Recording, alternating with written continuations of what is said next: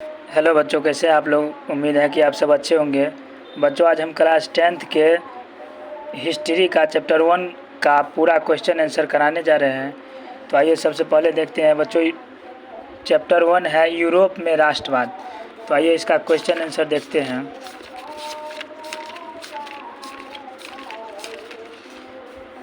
इसमें बच्चों वस्तुनिष्ठ प्रश्न, पहला प्रश्न है, इटली एवं जर्मनी वर्तमान में किस महादेश के अंतर्गत आते हैं। तो बच्चों इसमें हो जाएगा यूरोप। दूसरा है बच्चों, फ्रांस में किस शासक वंश की पुनर्स्थापना वियना कांग्रेस द्वारा की गई थी। तो इसमें हो जाएगा बच्चों बुर्बो वंश। तीसरा है, मेजनी का संबंध किस संगठन से था। तो बच्चों मेजनी का संबंध कार्बोनरी से था। कार्बोनरी एक संगठन था जिसका संबंध मेजनी से था। उसके बाद कह रहा है चौथा में, इटली एवं जर्मनी के एकीकरण के विरुद्ध निम्न में कौन था। तो बच्चों इटली और जर्मनी के जो एकीकरण के विरुद्ध में था वो ऑस्ट्रिया था हमारा। उसके बाद बच्चों पाँचवा है, काउंट काबूर को विक्टर इमैनुअल ने किस पद पर नियुक्त किया। तो बच्चों काउंट काबूर को विक्टर इमैनुअल ने प्रधानमंत्री पद पर नियुक्त किया था। उसके बाद गेरिबाल्डी पेशे से क्या था, यहाँ थोड़ा घिसा हुआ है, यहाँ गेरिबाल्डी पेशे से क्या था, ये होगा बच्चों। तो पेशे से एक नाविक था। सातवां में है, जर्मन राइन राज्य का निर्माण किसने किया था। तो जर्मन राइन राज्य का निर्माण बच्चों नेपोलियन बोनापार्ट ने किया था। इधर देखते हैं आठवां प्रश्न। उसके बाद बच्चों करा जालबेरिन एक संस्था थी। तो जालबेरिन बच्चों एक व्यापारियों की संस्था थी, तो इसमें व्यापारियों होगा। उसके बाद नम्मा में है बच्चों, रक्त एवं लौह की नीति का अवलंबन किसने किया था। तो रक्त और लौह की नीति का अवलंबन बच्चों बिस्मार्क किया था। उसके बाद है, फ्रैंकफर्ट की संधि कब हुई थी। तो फ्रैंकफर्ट की संधि हमारा 1871 में हुआ था बच्चों, इसका घ होगा। 11 में है बच्चों, यूरोप वासियों के लिए किस देश का साहित्य एवं ज्ञान विज्ञान प्रेरणा स्रोत रहा। तो इसका बच्चों खो होगा यूनान। 12 नंबर है बच्चों, 1829 ईस्वी की एड्रियानोपुल की संधि किस देश के साथ हुई। तो हमारा तुर्की के साथ हुआ था बच्चों। अब बच्चों हम लोग फिल इन द ब्लैंक्स देखते हैं। फिल इन द ब्लैंक्स का पहला में है बच्चों कि डैश के युद्ध में ही एक महाशक्ति के पतन पर दूसरी यूरोपीय महाशक्ति जर्मनी का जन्म हुआ था। तो बच्चों सेडोन का युद्ध जब हुआ था ने, उसी टाइम में एक महाशक्ति का पतन हुआ और दूसरी का उसी में जन्म हुआ था जर्मनी का। उसके बाद बच्चों सेडोवा का युद्ध डैश और डैश के बीच हुआ था। तो सेडोवा का युद्ध बच्चों ऑस्ट्रिया और पर्सा के बीच हुआ था हमारा। तो यहाँ ऑस्ट्रिया और पर्सा कर लीजिएगा आप। यहाँ ठीक से नहीं दिखाई दे रहा है तो बच्चों यहाँ से मान लीजिएगा ऑस्ट्रिया और पर्सा। तीसरा में है बच्चों हमारा 1848 ईस्वी की फ्रांसीसी क्रांति ने डैश युग का भी अंत कर दिया। तो बच्चों उसमें मेटरनिक होगा, तीसरा का आप मेटरनिक लिख लीजिएगा यहाँ से, मेटरनिक। उसके बाद बच्चों चौथा है, वेटिकन सिटी के राजमहल जहाँ बच्चों डैश रहते थे, जो इटली के डैश से बचा रहा। तो जहाँ बच्चों यहाँ पोप होगा, पोप, और जो इटली के प्रभाव से बचा रहा, यानी कि पोप और प्रभाव होगा बच्चों। उसके बाद पाँचवा में है, यूनान को एक स्वतंत्र राष्ट्र घोषित करने के बाद बवेरिया के शासक, इसमें है बच्चों डैश को वहाँ का राजा घोषित किया गया। तो डैश के जगह बच्चों ओटो होगा, ओटो। पाँचवा में आप ओटो लिख लीजिएगा। छठा है, हंगरी की राजधानी। तो हंगरी की राजधानी बच्चों बुडापेस्ट था, बुडापेस्ट। उसके बाद बच्चों निम्नलिखित समूहों का मिलान, मिलान में आते हैं। मिलान में है बच्चों मेजनी। तो मेजनी का इसमें मिलान बच्चों इटली से होगा, इटली कर लीजिएगा यहाँ। उसके बाद बच्चों हीगेल है। तो हीगेल का संबंध बच्चों हमारा दार्शनिक से होगा। इसमें बच्चों गलत लिखा गया है, यहाँ पर सही करके लिखा गया है। हीगेल का आप दार्शनिक कर लीजिएगा। उसके बाद बच्चों तीसरा में है बिस्मार्क। तो बिस्मार्क का बच्चों हो जाएगा हमारा जर्मन चांसलर, बिस्मार्क का जर्मन चांसलर मार लीजिएगा। चौथा है बच्चों विक्टर इमैनुअल। तो विक्टर इमैनुअल बच्चों आप राजनीतिक मार लीजिएगा। फिर दूसरा है मिलाने का बच्चों, दूसरा का पहला है कि वियना सम्मेलन। तो वियना सम्मेलन बच्चों हमारा 1815 ईस्वी में हुआ था। और मेटरनिक का बच्चों पतन, तो मेटरनिक का पतन हमारा 1848 ईस्वी में हुआ। उसके बाद आप 1848 मान लीजिएगा। इटली का एकीकरण बच्चों 1871 में हुआ था। उसके बाद सेडोन युद्ध है, सेडोन युद्ध बच्चों 1870 ईस्वी में हुआ था। उसके बाद तीसरा का पहला देखते हैं बच्चों। कोसुथ बच्चों हंगरियन राष्ट्रवादी नेता था। कोसुथ का पहला का ख मार लीजिएगा आप लोग। उसके बाद बच्चों यहाँ पर है एड्रियानोपुल की संधि। तो एड्रियानोपुल की संधि हमारा 1829 में हुआ था। उसी प्रकार यूनान की स्वतंत्रता, तो यूनान जो स्वतंत्र हुआ था ना वो 1832 ईस्वी में हुआ था। चौथा है पोलैंड में आंदोलन। पोलैंड में आंदोलन बच्चों 1863 ईस्वी में हुआ था। अब बच्चों हम लोग अति लघुत्तरीय प्रश्न पर चलते हैं। इसके लिए बच्चों हमने एक सेट बनाया है पूरा क्वेश्चन आंसर का, तो आइए उसी में देखते हैं। पहला क्वेश्चन है बच्चों राष्ट्रवाद क्या है। तो राष्ट्रवाद क्या है बच्चों देखते हैं यहाँ।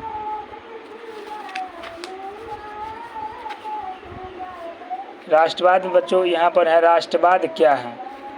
तो बच्चों यह एक ऐसी भावना है जो किसी विशेष भौगोलिक, सांस्कृतिक या सामाजिक परिवेश में रहने वाले लोगों में एकता की वाहक बनती है। इसका परिभाषा बच्चों राष्ट्रवाद का यहाँ से यहाँ तक होगा। अब बच्चों दूसरा प्रश्न पर चलते हैं। दूसरा प्रश्न है मेजनी कौन थे।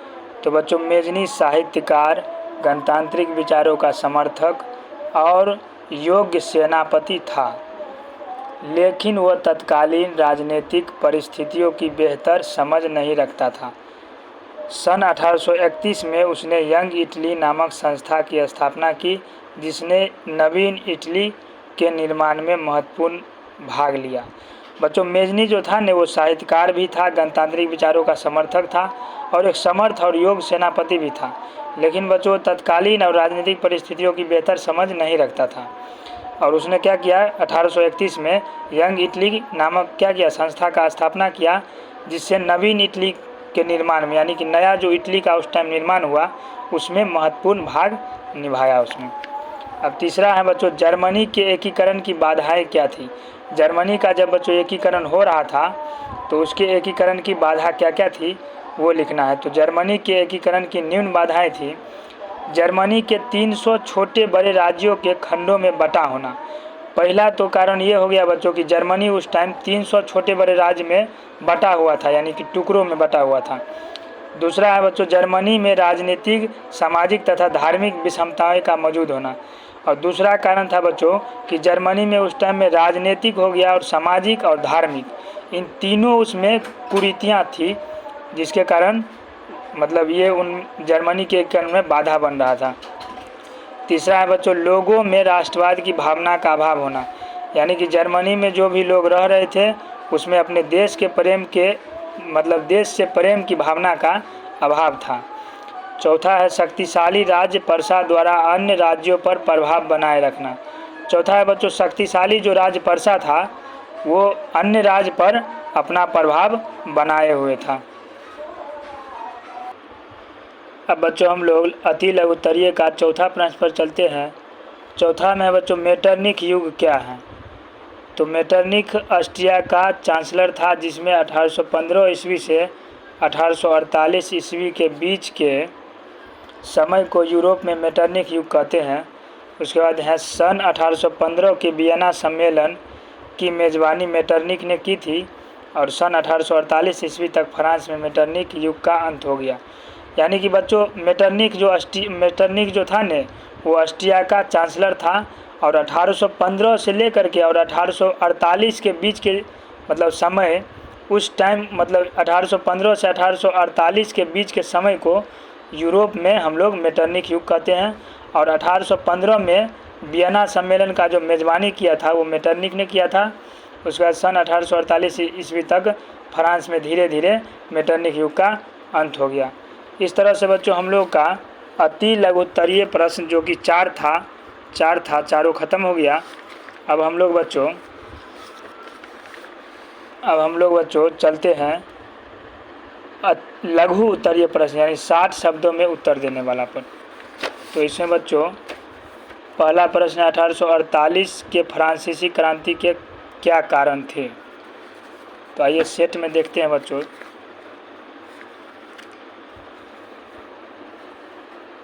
इसमें बच्चों हैं 1848 के फ्रांसीसी क्रांति के क्या कारण थे। तो इसमें देखते हैं इसमें बच्चों लुई फिलिप के शासनकाल में 1848 ईस्वी की क्रांति हुई थी और फ्रांस का सम्राट लुई फिलिप था।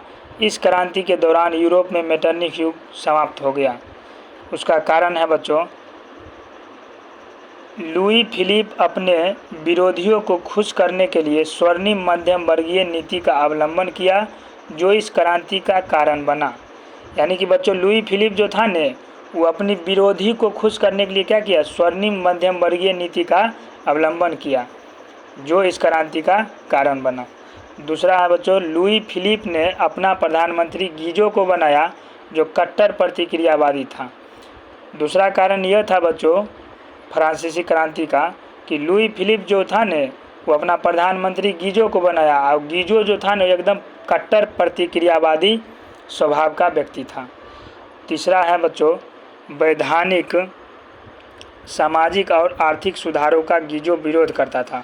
यानी कि लुई फिलिप का जो प्रधानमंत्री नया गीजो बना था, वो वैधानिक और सामाजिक और आर्थिक इन चीज़ों में जो भी सुधार होता था, उसका गीजो खुलकर के विरोध करता था। अब बच्चों हम लोग प्रश्न संख्या दूसरा पर चलते हैं। दूसरा में है बच्चों कि इटली जर्मनी के एकीकरण में ऑस्ट्रिया की भूमिका क्या थी। तो बच्चों जब इटली का एकीकरण हो रहा था, उसी समय जर्मन क्षेत्र भी जर्मन क्षेत्र में भी समान प्रक्रियाएं चल रही थी।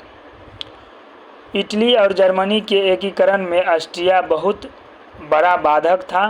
1830 ईस्वी के क्रांति के बाद इटली में आंदोलन होना प्रारंभ हो गया था, लेकिन ऑस्ट्रिया का चांसलर मेटरनिक द्वारा आंदोलन को दबा दिया गया, जिससे इटली का एकीकरण धीमा पड़ गया। इसी प्रकार जर्मनी में भी मेटरनिक द्वारा ऑस्ट्रियाई आंदोलन को दबाया जा रहा था।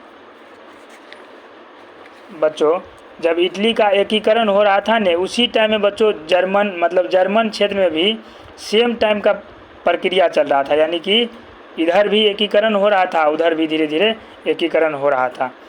इटली और जर्मनी के एकीकरण में ऑस्ट्रिया जो था वो सबसे बड़ा बाधक था, यानी कि दोनों को एकीकरण नहीं होने दे रहा था। यानी कि उसके बाद बच्चों 1830 की क्रांति के बाद इटली में आंदोलन होना प्रारंभ हो गया। 1830 ईस्वी का जब क्रांति हुआ, उसके बाद यहाँ पर भी बच्चों आंदोलन होना इटली में भी शुरू हो गया। लेकिन ऑस्ट्रिया का जो चांसलर मेटरनिक था, आंदोलन को उस आंदोलन को इसके द्वारा दबा दिया गया, जिससे इटली का एकीकरण धीमा पड़ गया। अब कोई भी आंदोलन होता है बच्चों, अगर उसको बार बार दबा दिया जाता है तो वहाँ पर आंदोलन धीमा होना शुरू हो जाता है। इसी प्रकार जर्मनी में भी मेटरनिक द्वारा ऑस्ट्रियाई आंदोलन को दबाया जा रहा था। इसी प्रकार सेम टू सेम यानी जर्मनी में भी मेटरनिक ने क्या किया, वहाँ के आंदोलन को दबा दिया था। यही कारण था बच्चों कि इटली जर्मनी और एकीकरण ऑस्ट्रिया भूमिका निभाया था। अब बच्चों हम लोग प्रश्न संख्या तीसरा पर चलते हैं। अब बच्चों हम लोग प्रश्न संख्या तीसरा पर आ गए। तीसरा में कह रहा है कि यूरोप में राष्ट्रवाद को फैलाने में नेपोलियन बोनापार्ट किस तरह सहायक हुआ। तो नेपोलियन बोनापार्ट का बहुत बड़ा योगदान था इसमें बच्चों, और यूरोप में राष्ट्रवादी भावना को बढ़ाने में नेपोलियन बोनापार्ट राज्य संघ का स्थापना किया था। जर्मन प्रदेश को जीतकर तभी से जर्मनी में राष्ट्रवाद की भावना बढ़ने लगी एवं यूरोप के अन्य क्षेत्रों में फैलने लगी थी। यानी कि नेपोलियन बोनापार्ट बच्चों इसमें बहुत बड़ा योगदान किया था, और यूरोप में जब राष्ट्रवादी भावना को इसमें बढ़ने में मदद किया, और नेपोलियन बोनापार्ट राइन राज्य संघ का भी स्थापना किया। उसके बाद जर्मन प्रदेश को जीता, तभी से जर्मनी में क्या हुआ, राष्ट्रवाद की भावना बढ़ने लगा, और यूरोप के अन्य क्षेत्र में भी ये सब भावना फैलने लगा। उसके बाद बच्चों चौथा प्रश्न है, गैरिबाल्डी के कार्यों की चर्चा करें। तो गैरिबाल्डी बच्चों पेशे से नाविक था, यानी कि वो काम से एक नाविक था, नाविक का काम करता था, नाव वो जो चलाता है बच्चों। इटली के एकीकरण में गैरिबाल्डी का बहुत बड़ा योगदान था। इटली जो एकीकरण हुआ उसमें गैरिबाल्डी का भी बहुत बड़ा योगदान था। इन्होंने युवाओं का एक शक्तिशाली सेना तैयार किया, जो लाल कुर्ती के नाम से जाना गया था। ये जो था गैरिबाल्डी बच्चों, ये युवाओं का जो युवा लोग था वो सबके मिला करके और एक शक्तिशाली सेना को तैयार किया, जिसका नाम दिया गया लाल कुर्ती। और इस सैनिक को लेकर इन्होंने सिसिली तथा नेपल्स को जीतकर वहाँ गणराज्य की स्थापना की। बाद में इन्होंने अपनी सारी संपत्ति को दान दे दी। यानी कि उस सेना से लेकर के और सिसिली का जो प्रांत था, प्रदेश था, नेपल्स, सिसिली, इटली का जो सिसिली तथा नेपल्स, इसको जीत करके वहाँ गणराज्य का यानी कि लोगों का राज्य स्थापित कर दिया। और बाद में फिर इन्होंने अपनी सारी संपत्ति देश को दान करके और अपना जीवन एक किसान की भांति जीने के लिए चल दिया। तो ये हो गया बच्चों गैरिबाल्डी उपकारी चर्चा करें ख़त्म। अब बच्चों 5वां पर देखते हैं। 5वां में है विलियम फर्स्ट के बगैर जर्मनी का एकीकरण बिस्मार्क के लिए असंभव था, कैसे? तो बच्चों विलियम फर्स्ट ने बिस्मार्क को अपना चांसलर नियुक्त किया था। विलियम फर्स्ट जो था न बच्चों, वो इस एकीकरण की दृष्टि को ध्यान में रख कर क्या किया, बिस्मार्क को अपना चांसलर नियुक्त कर दिया ताकि जर्मनी के एकीकरण हो सके। यही मतलब इसी कारण से कि जर्मनी का एकीकरण हो सके, इसी लिए बिस्मार्क को चांसलर नियुक्त कर दिया। जर्मनी के एकीकरण के लिए उन्होंने बहुत सारे युद्ध किए और जर्मनी के एकीकरण में अपना महत्वपूर्ण योगदान दिए। उसके बाद जर्मनी के एकीकरण के लिए बच्चों उन्होंने बहुत सारे क्या किए, युद्ध भी किए और जर्मनी के एकीकरण में अपना महत्वपूर्ण योगदान दिए। उसके बाद विलियम फर्स्ट के बगैर बिस्मार्क के लिए जर्मनी का एकीकरण करना असंभव था। अगर बच्चों विलियम फर्स्ट नहीं रहता तो बिस्मार्क के अकेले से संभव ही नहीं था कि जर्मनी का एकीकरण हो जाए, वो असंभव बात था। तो ये योगदान था विलियम फर्स्ट का। अब बच्चों हम लोग पर दीर्घ प्रश्न उत्तरीय प्रश्न पर चलेंगे। दीर्घ उत्तरीय प्रश्न भी 5 गो हैं, तो आइए इसको देखते हैं सेट में। इसमें बच्चों दीर्घ प्रश्न उत्तरीय में पहला है कि इटली के एकीकरण में मेजनी, काबूल और गैरिबाल्डी के योगदान को बतावे। तो आइए इटली के एकीकरण में इन तीनों का योगदान निम्नलिखित है। मेजनी का योगदान देखिए बच्चों, इनका उद्देश्य इटली का एकीकरण करने के लिए ऑस्ट्रिया के प्रभाव से इटली को मुक्त कराना था। राष्ट्रवादी भावना से प्रेरित होकर उन्होंने कार्बोनरी की सदस्यता ग्रहण की। अपने सदस्य को पूरा करने के लिए इन्होंने यंग इटली एवं यंग यूरोप की स्थापना की। यानी कि मेजनी का योगदान बच्चों, यानी कि इसका उद्देश्य जो था ने, इटली का एकीकरण करने के लिए ऑस्ट्रिया के प्रभाव से इटली को मुक्त कराना था। इटली का एकीकरण करने के लिए यानी कि इटली को एकीकरण करने के लिए क्या किया था इन्होंने, ऑस्ट्रिया के प्रभाव से यानी कि ऑस्ट्रिया के कब्जे में इटली जो था उनको मुक्त कराने के लिए इन्होंने क्या किया, मतलब योगदान दिया था। राष्ट्रवादी भावना से प्रेरित होकर इन्होंने कार्बोनरी की सदस्यता ग्रहण की। उसके बाद अपने देश के प्रति प्रेम की जो भावना होती है उसी को बोलते हैं राष्ट्रवादी भावना। इससे प्रेरित होकर इन्होंने क्या किया, कार्बोनरी की सदस्यता को ग्रहण कर लिया और अपने उद्देश्य को पूरा करने के लिए उन्होंने यंग इटली एवं यंग यूरोप की स्थापना किया। मतलब अपना जो उद्देश्य था इनका एकीकरण का, इटली के एकीकरण का, मतलब इटली को मुक्त कराने का, उसके उद्देश्य से इन्होंने क्या किया, यंग इटली और यंग यूरोप की स्थापना भी किया। तो ये हो गया पहला बच्चों मेजनी का योगदान। काबुल में देखते हैं काबुल का योगदान। तो इटली के एकीकरण में काबुल भी ऑस्ट्रिया को ही सबसे बड़ा बाधक माना था। मतलब इटली का जो एकीकरण हो रहा था ने, तो काबुल भी ऑस्ट्रिया को, काबुल जो था वो ऑस्ट्रिया को ही सबसे बड़ा बाधक मान रहा था कि ये ऑस्ट्रिया ही है जो इटली का एकीकरण होने नहीं दे रहा है। उसके बाद 1860 से 61 में काबुल ने सिर्फ रोम को छोड़कर उत्तर तथा मध्य इटली के सभी राज्यों को मिलाकर सभी लोगों से सहमति भी ले लिया। इसके लिए उन्होंने क्या किया, 1860 से 61 में सिर्फ रोम को छोड़ करके बाकी उत्तर तथा मध्य इटली का जितना भी राज था उसको मिला करके और सब लोग से सहमति भी इस चीज़ के लिए ले लिया। तीसरा है बच्चों गैरिबाल्डी के कार्यों की, गैरिबाल्डी का योगदान। तो इसमें है बच्चों एकीकरण का द्वितीय चरण गैरिबाल्डी की तलवार ने पूरा किया। गैरिबाल्डी पेशे से एक नाविक था।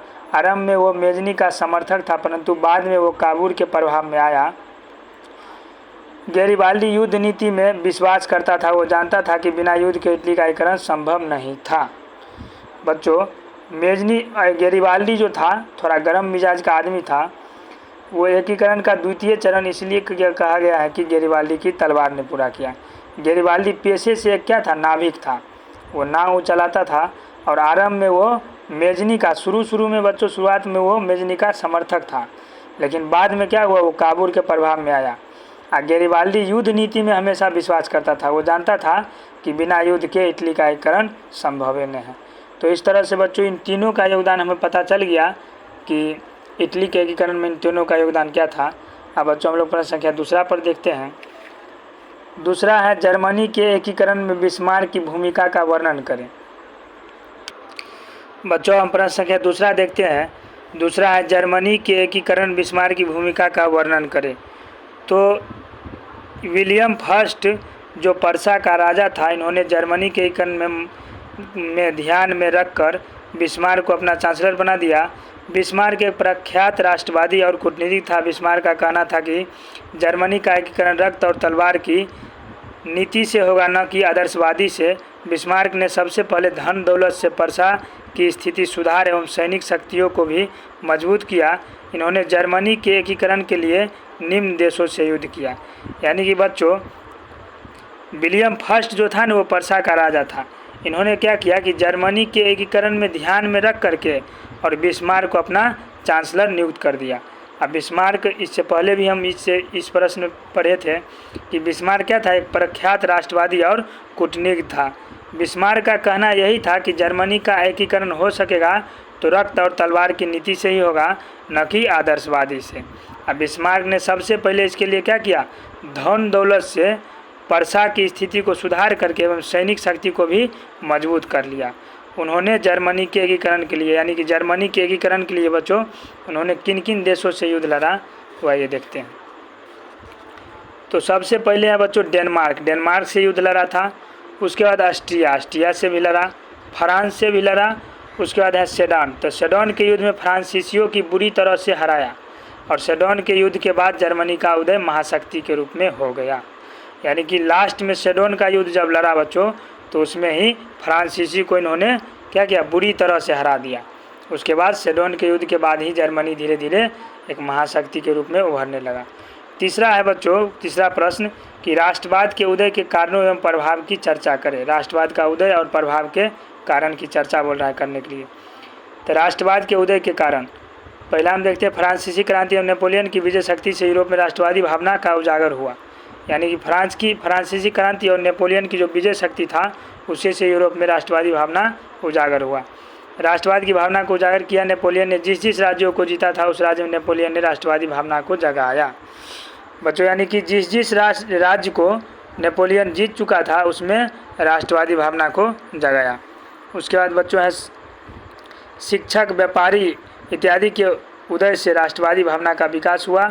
ऐसे वर्ग क्रांतियों में महत्वपूर्ण भूमिका अदा की। यानी कि शिक्षक हो गया, व्यापारी हो गया, ये सब बच्चों उदय के राष्ट्रवादी भावना के विकास में बहुत महत्वपूर्ण किया और इन वर्ग के क्रांति इसको उदय कराने में बहुत ज़्यादा महत्वपूर्ण भूमिका निभाया। उसके बाद बच्चों है राष्ट्रवाद के उदय के प्रभाव। ये तो कारण था, अब प्रभाव आइए देखते हैं। करा राष्ट्रवाद के उदय के प्रभाव। तो राष्ट्रवाद के उदय के प्रभाव से बहुत सारे आंदोलन एवं क्रांतियाँ हुई, जिससे अनेक नए राष्ट्रों का निर्माण हुआ। राष्ट्रवाद के जब उदय का प्रभाव हुआ उससे बहुत सारे आंदोलन भी हुआ। आंदोलन होने के बाद बहुत सारा क्रांति भी हुआ, जिससे अनेक नए राष्ट्र का क्या हुआ, उदय हुआ। यूरोप के राष्ट्रवाद के विकास का प्रभाव एशिया और अफ्रीका में भी पड़ा और यहाँ भी राष्ट्रीय आंदोलन होने लगा। यानी कि यूरोप के विकास का प्रभाव धीरे धीरे एशिया और अफ्रीका में भी पड़ा और धीरे धीरे यहाँ पर भी राष्ट्रीय आंदोलन होने लगा। राष्ट्रवाद के उदय के प्रभाव से मनमानी करने वाले शासक का प्रभाव कमज़ोर हो गया। राष्ट्रवाद की भावना जब बच्चों इस सब में फैलेगा तब क्या होगा, वहाँ का जो शासक था उन सब के प्रति डर कमते गया उस सब में और धीरे धीरे इस शासक लोग का वर्चस्व कमज़ोर होते गया। ये तो हो गया प्रभाव ख़त्म। अब बच्चों हम लोग प्रश्न संख्या चौथा पर चलते हैं। वीडियो तो काफ़ी लंबा हो गया है। चौथा देखते हैं बच्चों, जुलाई 1830 की क्रांति का विवरण दे। करा कि जुलाई 1830 की क्रांति का विवरण देने के लिए तो चार्ल्स दस के शासन में जुलाई 1830 की क्रांति हुई थी, जो फ्रांस में उभर रहे राष्ट्रीयता और क्रांति को दबा रहा था। पोलीगरेक को प्रधानमंत्री चार्ल्स एक्स ने बना दिया। पोलीगरेक प्रधानमंत्री ने शासन नागरिक संहिता के स्थान पर शक्तिशाली अभिजात वर्ग की स्थापना किया और उसे विशेष अधिकार देने का प्रयास किया।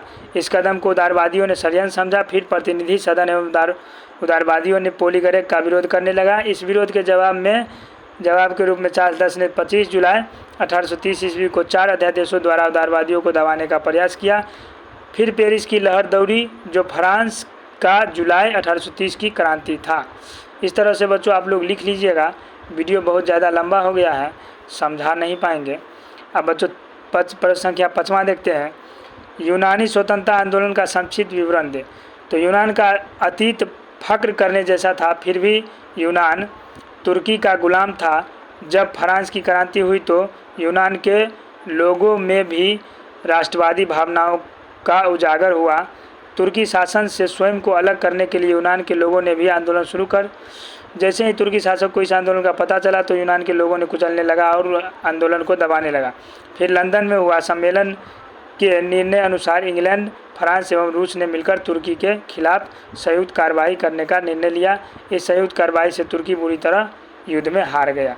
यह था बच्चों यूनानी स्वतंत्रता आंदोलन का संक्षिप्त विवरण। आइए इसको समझ लेते हैं। करा यूनान का अतीत फक्र करने जैसा था। यूनान का जो बीता हुआ कल था बच्चों, वो एकदम गर्व करने जैसा था। फिर भी यूनान जो था तुर्की का गुलाम था। जब फ्रांस की क्रांति हुई तो यूनान के लोगों में भी राष्ट्रवादी भावनाओं का उजागर हुआ।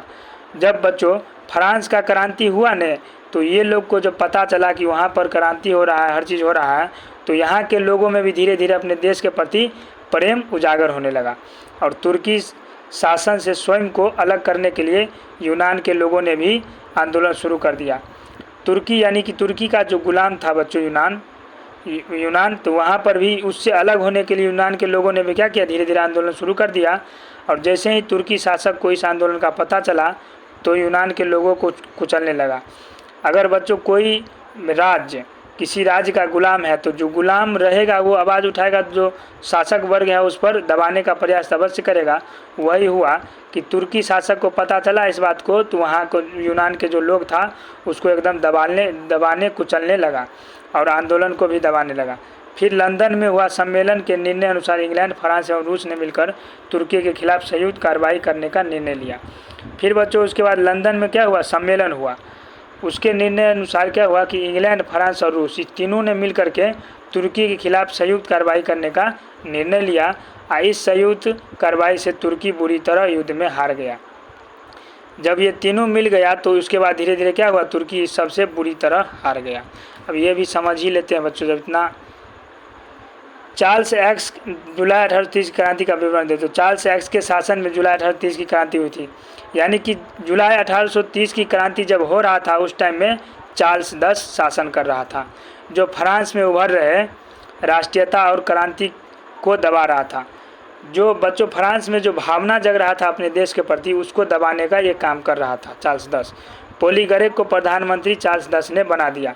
फिर चार्ल्स 10 ने क्या किया, पोलिगरेक को अपना प्रधानमंत्री बना दिया और पोलिगरेक प्रधानमंत्री ही शासन नागरिक संहिता के स्थान पर शक्तिशाली अभिजात्य वर्ग की स्थापना किया और उसे विशेष अधिकार देने का प्रयास किया। जैसे ही पोलिगरेक प्रधानमंत्री बना उसने क्या किया, शासन नागरिक संहिता के स्थान पर क्या कर दिया, शक्तिशाली अभिजात्य वर्ग का स्थापना कर दिया और फिर उसे विशेष अधिकार देने का भी प्रयत्न किया। इस कदम को उदारवादियों ने षड्यंत्र समझा। जब ये कदम उठाया पोलिगरेक तो उदारवादी सब वहाँ का जो था वो इसको क्या समझा, षड्यंत्र समझा। फिर प्रतिनिधि सदन में उदारवादियों ने पोलिगरेक का विरोध करने लगा। उसके बाद जब ये षड्यंत्र समझा तो प्रतिनिधि सदन और उदारवादी ये सब पोलिगरेक का विरोध करने लगा और इस विरोध के जवाब के रूप में चार्ल्स 10 ने 25 जुलाई 1830 ईस्वी को 4 अध्यादेशों द्वारा उदारवादियों को दबाने का प्रयास किया। फिर पेरिस की लहर दौड़ी जो फ्रांस की जुलाई 1830 की क्रांति हुई। जब इसको दबाने का प्रयास करने लगा ने तो इस युद्ध के जवाब में रूप में चार्ल्स 10 ने क्या किया, 25 जुलाई 1830 को 4 अध्यादेशों द्वारा उदारवादियों का भी दबाने का प्रयास किया। फिर चार्ल्स 10 ने भी प्रयास किया। उसके बाद फिर पेरिस की लहर दौड़ी जो फ्रांस का जुलाई 1830 का क्रांति था। इस तरह से बच्चों हमारा पहला चैप्टर का पूरा यूरोप में राष्ट्रवाद हो गया ख़त्म। अब बच्चों हम लोग दूसरे वीडियो में मिलेंगे दूसरे चैप्टर को लेकर। तब तक के लिए बच्चों धन्यवाद। यदि आप हमारे चैनल पर नए हैं तो हमारे चैनल को लाइक और सब्सक्राइब ज़रूर करें।